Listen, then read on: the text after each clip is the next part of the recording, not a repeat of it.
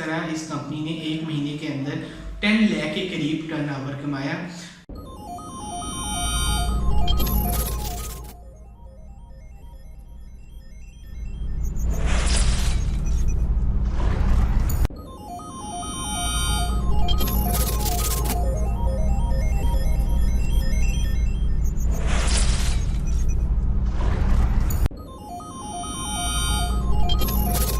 अस्सलाम वालेकुम viewers, my name is Mohammad Haris Siddiqui. आज हम आईटी कंसल्टेंसी फर्म में मौजूद हैं जिसका नाम है मेसन। आज हमारे साथ मौजूद हैं the most experience trend and a well professional Raheel भाई। आज हम इनसे जानेंगे कि आईटी कंसल्टेंसी क्या है, आईटी कंसल्टेंसी हमारे बिजनेस के लिए क्यों इम्पोर्टेंट है, आईटी कंसल्टेंसी का क्या स्कोप है पाकिस्तान में, आईटी कंसल्टेंसी का अगर कोई स्टूडेंट काम शुरू करना चाहता है या आईटी कंसल्टेंसी की फील्ड को ज्वाइन करना चाहता है तो एक स्टूडेंट को क्या रिक्वायरमेंट्स चाहिए कि वो आईटी कंसल्टेंसी का काम शुरू कर सके। किस तरह मेसन्स, जो मैंने आपको कंपनी का नाम था, किस तरह इस कंपनी ने 1 महीने के अंदर 10 लाख के करीब टर्नओवर कमाया।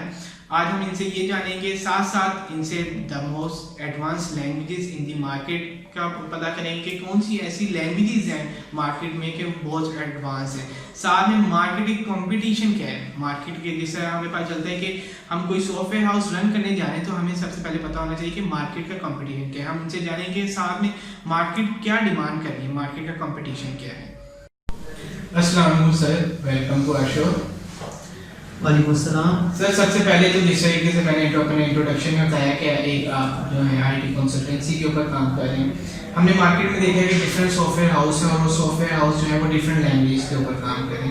कुछ सॉफ्टवेयर हाउस है जो वेब के ऊपर काम करें, कुछ सॉफ्टवेयर हाउस है जो iOS के ऊपर काम करें, कुछ है जो एंड्रॉइड के ऊपर काम करें। आईटी कंसल्टेंसी जो है एक डिफरेंट फील्ड नजर आएगी। तो सबसे पहले हमारे व्यूअर्स ये जानना चाहेंगे कि आईटी कंसल्टेंसी है क्या है।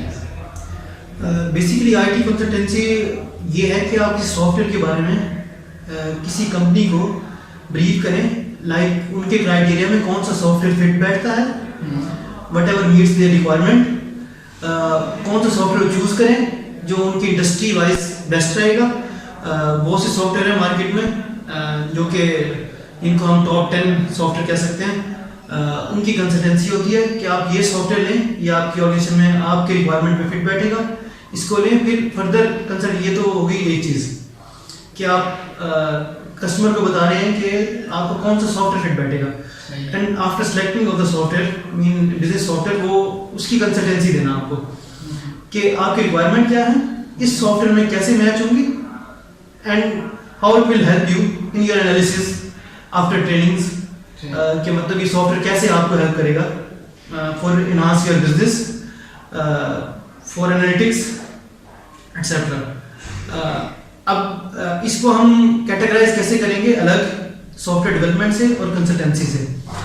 सॉफ्टवेयर डेवलपमेंट ये है कि आप कोई सॉफ्टवेयर स्क्रैच से बनाने जा रहे हैं, और कंसल्टेंसी से रिगार्ड मतलब इससे मतलब ये है कि कोई सॉफ्टवेयर है ऑलरेडी और आप उसकी कंसल्टेंसी प्रोवाइड कर रहे हैं। जैसे जिसमें हम काम करते हैं वो माइक्रोसॉफ्ट के हैं ERPs हैं। One of them is Dynamics 365 finance and operation and many this business central CRM। तो इसमें हम क्या करते हैं कि हम किसी जगह जाते हैं किसी भी बड़ी ऑर्गेनाइजेशन में, उनको बताते हैं कि ये सॉफ्टवेयर आपको कैसे बेनिफिशियल करेगा। जब वो इसको सिलेक्ट कर लेते हैं फिर हम उनकी रिक्वायरमेंट लेते हैं, उसमें मैप करते हैं सॉफ्टवेयर में और उसकी ट्रेनिंग देते हैं। अब इसमें 3 पार्ट्स हैं, 3 डिपार्टमेंट्स हैं। First one is financial, second one is functional and third one is related to development, जो कि ज़्यादा लोग कंसर्न इसी से होंगे कि डेवलपमेंट इसमें कहाँ पर आती है। तो उसको मैं एक्सप्लेन कर देता हूँ। जो फाइनेंशियल डिपार्टमेंट है वो कोर उनका देखता है उनके वॉचेस टाइप चीज़ों को, लाइक उनके GL को, उनके चार्ट ऑफ अकाउंट को, उनके बिजनेस का जो अकाउंटिंग एंड है उसको देखता है। जो फंक्शन डिपार्टमेंट है वो उनकी रिक्वायरमेंट लेता है, उनको ट्रेनिंग्स देता है। अच्छा, आप दुनिया में जितने भी बड़े सॉफ्टवेयर हैं उन सब में और रिक्वायरमेंट में क्लाइंट की देयर इज अ गैप। आप जितना बड़ा भी सॉफ्टवेयर बना लें, लेकिन जब क्लाइंट की रिक्वायरमेंट होगी और जो बना हुआ सॉफ्टवेयर है, जैसे माइक्रोसॉफ्ट ने जो प्रोवाइड किया है वो one of the largest software of the world है, other one are SAP and Oracle, this one is dynamics 365। सही। ये टॉप 3 पे हैं। अच्छा, अब जबकि ये तीनों इतने बड़े सॉफ्टवेयर हैं, लेकिन फिर भी जब हम जाते हैं किसी भी ऑर्गेनाइजेशन में उसको इम्प्लीमेंट करने, there is a gap between the software and the requirement. सही। कि मतलब ये 4 चीजें तो इस सॉफ्टवेयर में हो रही हैं, लेकिन ये 2 चीजें नहीं हो रही। तो who will perform this? The development team along with the functional team. सही। मतलब जो लोग एनालिसिस कर रहे हैं वहां पर, उनकी रिक्वायरमेंट गैदर कर रहे हैं, वो फिर हमारे पास आते हैं कि यार ये 3 चीजें तो हो रही हैं, ये 2 चीजें हमें और इसमें करनी है। फिर हम सारी रिक्वायरमेंट डिस्कस करते हैं, फिर हम उसको डिजाइन करते हैं, फिर डेवलपमेंट उसकी होती है, और फिर हम उसको उधर डिप्लॉय कर देते हैं, और फिर फर्दर आगे उसकी ट्रेनिंग वगैरह। सही हो गया। जैसे कि आपने बताया कि इसके लिए 2 डिपार्टमेंट्स होते हैं, एक फंक्शनल, फिर दूसरा जो होता है वो प्रोग्रामर होते हैं। फंक्शनल जो होता है वो मैपिंग करता है, और प्रोग्रामर्स जो होते हैं फिर उसकी डेवलपमेंट के फेज में आ जाती है। ठीक हो गया। बिल्कुल ऐसी है। इसमें जो ये एक फैक्ट है कि जो आईटी कंसल्टेंसी है, ये एक यानी कि पाकिस्तान में जो भी स्टूडेंट या कोई भी पर्सन है जो सुनता है कि आईटी कंसल्टेंसी उसके माइंड में ये चीज़ आती है कि ये एक कंप्यूटर के रिलेटेड फील्ड है। तो इसके अंदर आपने यही बताया कि डेवलपमेंट इसके अंदर फेज आता है। ठीक हो गया। दूसरा ये कि रहील भाई, जिस तरीके से हम देखें कि आजकल जो पाकिस्तान में कंपटीशन बहुत ज़्यादा है, हर बंदा जो है वेब पे काम करे, एंड्रॉइड पे, iOS पे। आपने ये आईटी कंसल्टेंसी की फील्ड क्यों ज्वाइन की? हालांकि आपके पास जो थी दूसरी फील्ड्स की अपॉर्चुनिटीज़ भी आपके पास होंगी, मगर आपने आईटी कंसल्टेंसी की फील्ड को ज्वाइन की, इसके पीछे कोई ना कोई वजह होगी। अच्छा, अगर मैं सही बताऊं तो जब मैंने ज्वाइन की थी मुझे इसका आइडिया नहीं था। इन द बिगनिंग मैं कंफ्यूज था कि मैं किस फील्ड में आ गया, क्योंकि पाकिस्तान में उससे अवेयरनेस नहीं थी। जिस कंपनी में मैं काम करता हूँ वो पायनियर है इस फील्ड में, और उन्होंने इंट्रोड्यूस कराया यहाँ पर ERPs को, मतलब बिजनेस सॉफ्टवेयर को यहाँ पर इंट्रोड्यूस कराया। तो और मैं इनके पायनियर में हूँ। 2008 में जब मैंने ये कंपनी ज्वाइन की तो तब मुझे आइडिया नहीं था, बट आफ्टर दैट जैसे मैंने इसके साथ काम किया 3 महीने 4 महीने लगे, और मैंने वर्क देखी एक नॉर्मल डेवलपर की और एक डायनामिक्स डेवलपर की, या जो बिजनेस सॉफ्टवेयर के साथ काम करता है। तो उसका ह्यूज डिफरेंस था इन टर्म ऑफ लर्निंग भी आप कह सकते हैं, और you are working direct with Microsoft, even we can put query to the Microsoft. कुछ ईयर्स ऐसे भी गुजरे हमारी कंपनी के जिसमें हमने माइक्रोसॉफ्ट को सजेशन दिया कि इस प्रोडक्ट में ये चीज़ें आपको ऐड करनी चाहिए। तो आपका एक बड़ा प्लेटफॉर्म है, एक बड़ी प्रोडक्ट है, और you are not only the developer, you are consultant. Mean हम ऐसा नहीं है कि हम बैठे हैं, रिक्वायरमेंट हमारे में लिखी हुई आ रही है और हम उसको डेवलप करके दे रहे हैं। नो, हम जाते हैं क्लाइंट्स पे, उनके पेन एरियाज को समझते हैं, उसको फिर मैप करते हैं, फिर उसको हम डिज़ाइन करते हैं कि इस सॉफ्टवेयर में कैसे ये फिट बैठेगा, और कौन सा डिज़ाइन या कोई भी सोल्यूशन, मतलब सोल्यूशन आर्किटेक्ट के तौर पे भी हम काम करते हैं।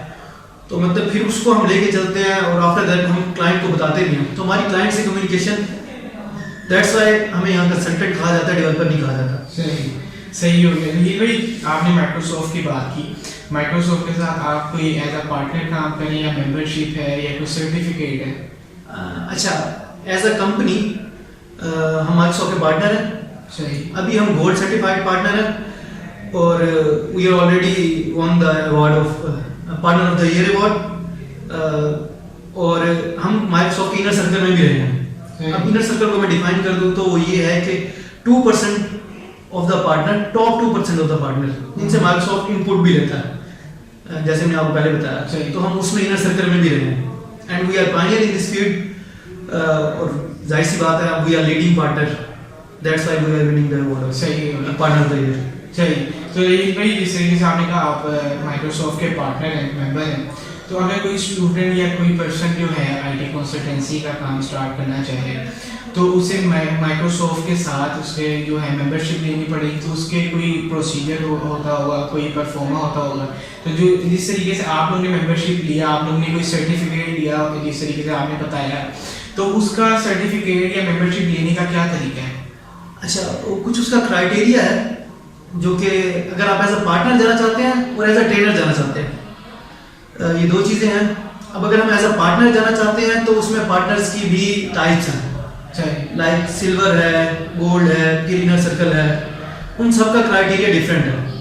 Mean number of your team member, number of your certifications, मतलब आपकी टीम में लोगों ने कितनी सर्टिफिकेशंस की हुई हैं, कितने लोग हैं, इस सब क्राइटेरिया को जब आप मीट करते हैं तो उसके मुताबिक माइक्रोसॉफ्ट आपको आपको पार्टनर कंसीडर करता है, और किस लेवल का पार्टनर कंसीडर करता है वो भी इस चीज़ पे डिपेंड करता है कि how many resource you have, सही, और कैपेबिलिटी उनकी कि उन्होंने कितनी सर्टिफिकेशंस ली हुई हैं।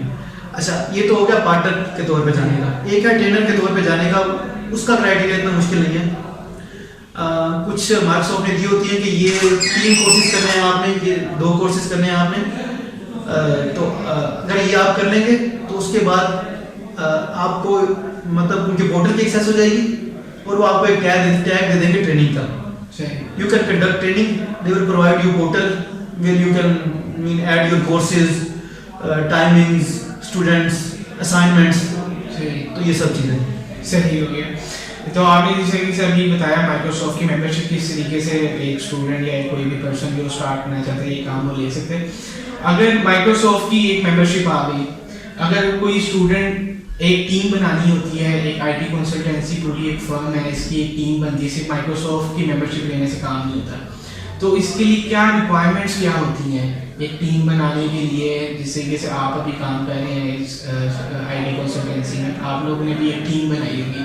सिर्फ माइक्रोसॉफ्ट से मेंबरशिप लेने का मकसद ये नहीं है कि आईटी कंसल्टेंसी पूरी एक फर्म बन गई है, तो इसकी क्या रिक्वायरमेंट्स क्या होती हैं? लाइक रिक्वायरमेंट्स तो मैंने आपको बता दी। अगर कहें कि प्रोसीजर क्या होता है, तो जब मैं अपने एक्सपीरियंस से शेयर करता हूँ। जब हम यहाँ आए तो जब मैं गूगल पे लिखता था इस फील्ड के बारे में, क्योंकि 12 साल पहले की बात है, उस वक्त इतनी अवेयरनेस नहीं थी, तो हमारे पास सिर्फ सोर्स एक था कि हम मैनुअल पढ़ सकते हैं, क्योंकि माइक्रोसॉफ्ट ने हमें प्रोवाइड किए हुए थे, हार्ड फॉर्म में भी थे और सॉफ्ट फॉर्म में भी थे। तो हम मैनुअल्स को पढ़ के हमने सीखा, फिर हमने लोग हायर किए, फिर हमने उनको सिखाया। तो ये टाइम टेकिंग प्रोसेस है। अगर कोई इस फील्ड में आना चाहता है तो एज अ पार्टनर आना चाहता है, या एज अ किसी कंपनी के साथ एज अ कंसल्टेंट ज्वाइन करना चाहता है, तो मेरी सजेशन ये होगी कि पहले वो किसी कंपनी के साथ एज अ कंसल्टेंट ज्वाइन करे, लर्न करे, 3 साल 4 साल 5 साल लगाए इस फील्ड में, फिर वो अपना स्टार्टअप ले सकता है। अच्छा, लेकिन वो अगर फर्स्ट डे से लेना चाह रहा है तो फिर उसको एक्स्ट्रा एफर्ट पुट करनी पड़ेगी। उसको सबसे पहले वो खुद सर्टिफिकेशन करे, फिर कुछ लोग अपने साथ मिलाए और सर्टिफिकेशन कराए, माइक्रोसॉफ्ट के क्राइटेरिया को मीट करे, और देन गो विद। सही हो गया। तो जिस तरीके से आपने अभी आईटी कंसल्टेंसी के बारे में फुल ब्रीफ किया, आपको पता है कि जो मार्केट कंपटीशन आज जो चल रहा है आजकल पाकिस्तान में सीएस की फील्ड के हवाले से, वो बहुत टफ है। तो हर स्टूडेंट जो है वो जब अपना बैचलर्स कंप्लीट करता है तो उसकी एक सोच होती है कि यार मैं कोई ऐसी फील्ड, मैंने ये फील्ड तो ज्वाइन कर ली है, अब मैं कोई ऐसी फील्ड सीएस के अंदर चूज करूं जिसके अंदर स्कोप भी हो और जिसके अंदर पैसे भी हो। क्योंकि हर बंदा जो फील्ड ज्वाइन करता है वो उसका बेसिक जो होता है वो कहता है इसके अंदर पैसे मुझे ज़्यादा अर्न हो। तो आपको क्या लगता है कि आईटी कंसल्टेंसी के अंदर पैसे हैं कि कोई स्टूडेंट जो है कि इसके अंदर अगर इस लाइन को ज्वाइन करना चाहे तो वो अपना एक माइंड बना रहा था कि यार मुझे इस फील्ड के अंदर पैसे चाहिए, तो आपको क्या, आपके ने जितने भी साल इस फील्ड के ऊपर काम किया है, तो आपको क्या लगता है कि इस फील्ड के अंदर पैसे हैं? अच्छा, अगर मैं कहूँ फर्स्ट डे से आप चाहते हैं कि इस फील्ड में आगे तो आप बाकी से अच्छा अर्न कर लेंगे, तो आंसर इज नो। सही। आप किसी भी फील्ड में जाते हैं तो पहले आपको सीखना पड़ता है। और जो दूसरी आप डॉट पे जा रहे हैं, या आप ऐप डेवलपमेंट में जा रहे हैं, या क्लाउड कंप्यूटिंग किधर भी जा रहे हैं, तो यूनिवर्सिटी ने आपको कुछ पढ़ा के भेजा है इसी तरह, पर अनफॉर्चुनेटली ऐसा है कि हमारी यूनिवर्सिटीज ईआरपी को नहीं पढ़ाते। सही। कुछ यूनिवर्सिटीज हैं 1 या 2 जो उसका सब्जेक्ट पढ़ाते हैं, तो आप सीख कर नहीं आ रहे, तो आप जहाँ भी जाएंगे आपने सीखना है।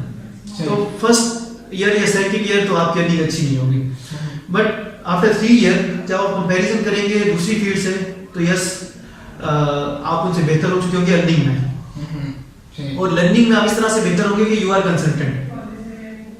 मीन आपको रिक्वायरमेंट गैदर करना आती होगी, आपको एक बड़े ईआरपी का पता होगा, आपको पता होगा माइक्रोसॉफ्ट कैसे काम करता है, माइक्रोसॉफ्ट कैसे प्रोग्रामिंग करता है, चीज़ों को कैसे लेके चलता है, रिलीज कैसे देता है, क्या मेथोडोलॉजी को यूज करवाता है डेवलपमेंट में। लाइक जैसे हम डेवलपमेंट करते हैं तो कुछ चीज़ें हम पे माइक्रोसॉफ्ट ने मैंडेटरी की हुई हैं। लाइक अब हम डेवलपमेंट कर ली, हमें एक रन करना है बेस्ट प्रैक्टिस चेक, जिसमें हमें बता दें कि आपके डेवलपमेंट में ये इश्यूज हैं, या इन चीज़ों को इम्प्रूवमेंट की जरूरत है। इवन ये कोड आप मतलब लॉजिक तो नहीं, लेकिन इस कोड में अगर आप इसको इस तरह से कर दें तो ज़्यादा अच्छा होगा, तो सजेस्ट करता है माइक्रोसॉफ्ट हमें। सही। तो मीन आप लर्न करते हैं एक बड़ी कंपनी के साथ चल के, इसी तरह तो आपकी लर्निंग भी बेहतर होती है, बट फिर वही है कि 3 साल बाद 3 से यानी अर्निंग भी और लर्निंग भी 3 साल बाद। टाइम टेकिंग प्रोसेस है, सब्र जरूरी है, क्योंकि आपको पता है जिस तरीके से इंसान के अंदर सब्र का जो पैमाना है वही सबसे कम है। तो यानी कि आपका कहने का मतलब है कि सब्र के साथ चलेंगे तो इंशाल्लाह फल भी इसका मीठा ही मिलेगा। बिल्कुल ऐसा ही है। सही हो गया। तो इसके लिए जो आप ERP बताया, इसके लिए किन लैंग्वेजेस के ऊपर आप काम कर रहे हैं और किन लैंग्वेजेस के ऊपर काम करके स्टूडेंट इस फील्ड के अंदर इन हो सकता है? अच्छा, बेसिकली डिफरेंट ERPs की डिफरेंट लैंग्वेज है। जैसे अगर हम 365 की बात करें, FO की, फाइनेंस एंड ऑपरेशन की, तो it's X++, but with in the .NET framework. सही। अगर हम बिजनेस सेंटर की बात करें तो उसकी लैंग्वेज और है, वो विजुअल स्टूडियो कोड में होता है। सही। ऐसे ही .NET में कुछ काम होता है, जैसे हमारा पोस्ट लेवल की डेवलपमेंट जो है वो .NET में होती है, मतलब C# वगैरह में भी कुछ काम होता है। फिर पावर एप्स की अपनी लैंग्वेज है, तो डिफरेंट टूल्स हैं, और मेरा नहीं ख्याल कि एक डेवलपर जो है वो टूल डिपेंडेंट होता है। सही। उसकी लॉजिक अच्छी होनी चाहिए, उसके कॉन्सेप्ट्स क्लियर होने चाहिए, दैट्स इट। टूल सीखना कोई मुश्किल काम नहीं है। मतलब आपको पहले महीने मुश्किल होगा, उसके बाद आप फ्रीक्वेंट हो जाएंगे उस पर। जो मैटर करता है वो स्टूडेंट्स के लिए स्पेशली मैं कहूँगा उन्हीं कॉन्सेप्ट मैटर करते हैं, तो वो स्ट्रॉन्ग होने चाहिए। यानी कि practice makes a man perfect. बिल्कुल सही हो गया। रहील भाई, जिस तरीके से आपने बताया कि मैंने आपकी लैंग्वेज के बारे में आपसे पूछा कि इसके ERP की डिफरेंट लैंग्वेज होती हैं, आपने X++ पे काम कर रहे हैं, साथ में .NET पे काम कर रहे हैं, तो इसी तरह के इसके साथ जो अगर ERP की डिज़ाइन करना है, कोई वेब पे भी कर सकता है, ठीक है, मगर मार्केट जो है कंपटीशन बहुत ज़्यादा है।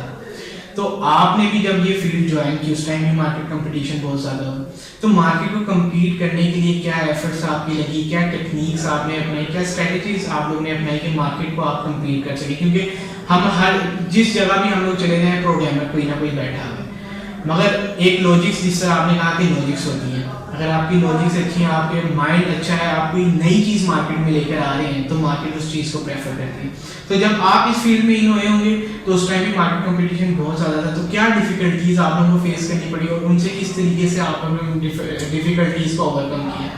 अच्छा, एज अ कंपनी मैं बता दूं कि जब हमने शुरू किया तो हमें ये चैलेंज नहीं था कि कंपटीशन बहुत ज़्यादा है, पर हमें ये चैलेंज ज़रूर था कि अवेयरनेस नहीं है। जैसे मैंने आपको बताया, हम पायनियर हैं, हम पहले थे, हमारा कोई कंपटीशन नहीं था, और हमारी जो प्रोडक्ट थी वो माइक्रोसॉफ्ट की है, तो वो ऑलरेडी समझे कि लोगों को आपको कन्विंस नहीं करना पड़ता कि ये एक अच्छी प्रोडक्ट है, आपको फायदा देगी। तो हमें लोगों में अवेयरनेस लेके जानी थी कि आप छोटे सॉफ्टवेयर से निकल के एक अच्छे ऑथेंटिक सॉफ्टवेयर में जो कि इंटरनेशनल स्टैंडर्ड पे है, जो कि आपको बताएगा कि आपको अपने बिजनेस को कैसे बेस्ट प्रैक्टिसेस में लेके जाना है, और आपको एंड पे ऐसा एनालिसिस देगा जो आपके बिजनेस को फायदा देगा। तो वो अवेयरनेस जनरेट करना हमारे लिए मुश्किल था। अच्छा, अगर मैं आज की बात करूं तो yes, there is a competition, different companies आ गई हैं, बड़ी बड़ी कंपनीज आ गई हैं इस फील्ड में ERP की, जो कि माइक्रोसॉफ्ट के पार्टनर हैं, तो अब कंपटीशन ज़्यादा है।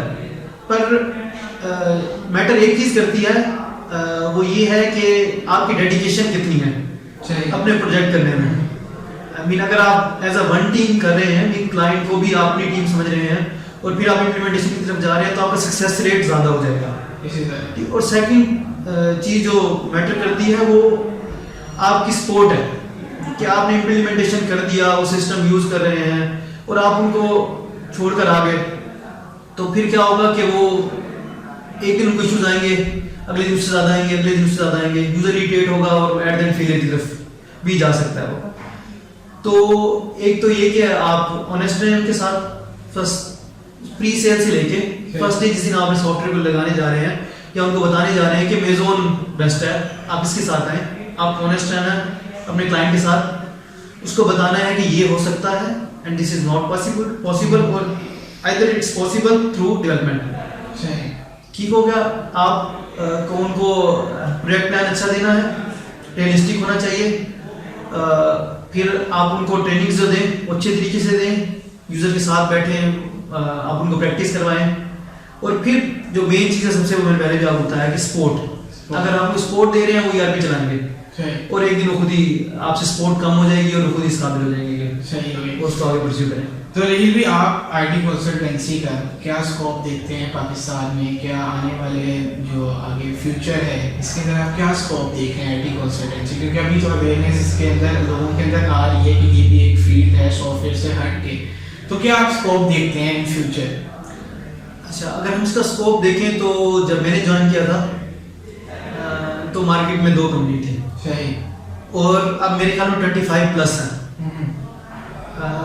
और रिसेंटली अगर मैं इस मंथ की बात करूं जो लास्ट मंथ गुजरा है, we started almost 5 or 4 projects, the huge one, मतलब one of the biggest retail chain बस हमने स्टार्ट किया अभी लास्ट वीक में। सही। तो लोगों में अवेयरनेस आ गई है कि उनको ERP चाहिए अपने बिजनेस को रन करने के लिए, और आफ्टर कोविड स्पेशली ये अवेयरनेस ज़्यादा आ गई है कि यू मस्ट हैव सॉफ्टवेयर। सही। मीन लोग जा रहे हैं वर्क फ्रॉम होम कर रहे हैं, पर उनके पास सॉफ्टवेयर नहीं है, या ऐसा सॉफ्टवेयर लेगेसी सिस्टम है जो वो उनको वर्क फ्रॉम होम से नहीं कर सकते, मतलब क्लाउड पे नहीं है, इंटरनेट कनेक्टिविटी नहीं है उसकी, या वेब बेस्ड नहीं है। सही। तो आफ्टर कोविड अगर किसी फील्ड ने मेरे ख्याल में ग्रो किया है तो वो IT है। सही। तो हम हर चीज़ को नेगेटिव देखते हैं, तो इस साइड पे बड़ा पॉजिटिव है।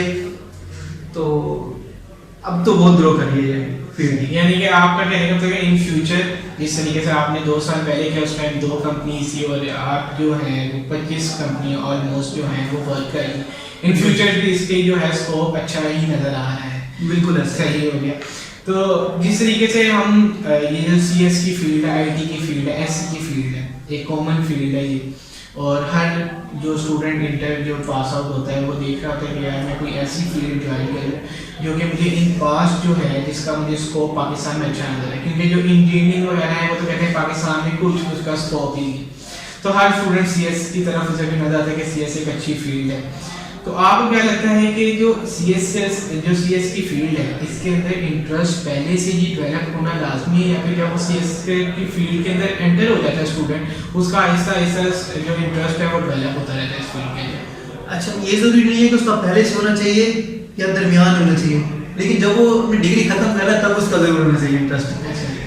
तो जब मैंने शुरू किया था, BS किया मैंने पहले, फिर मैंने MCS किया, तब मुझे इस फील्ड का इतना आइडिया नहीं था, लेकिन फर्स्ट 2 मंथ में इंटरेस्ट डेवलप हो गया, तो मैंने अपने कॉन्सेप्ट क्लियर कर लिया। तो जब आप खत्म करें डिग्री उस वक्त उससे कुछ पहला लाजमी जरूर जिसमें आपने कॉन्सेप्ट क्लियर करके फिर आप मार्केट में। सही। अपने होस्ट मोहम्मद हारिस सिद्दीकी को दीजिए इजाजत। नेक्स्ट वीडियो में एक नए मेहमान के साथ एक नई वीडियो के साथ दोबारा हाजिर होंगे, तब तक के लिए अल्लाह हाफिज।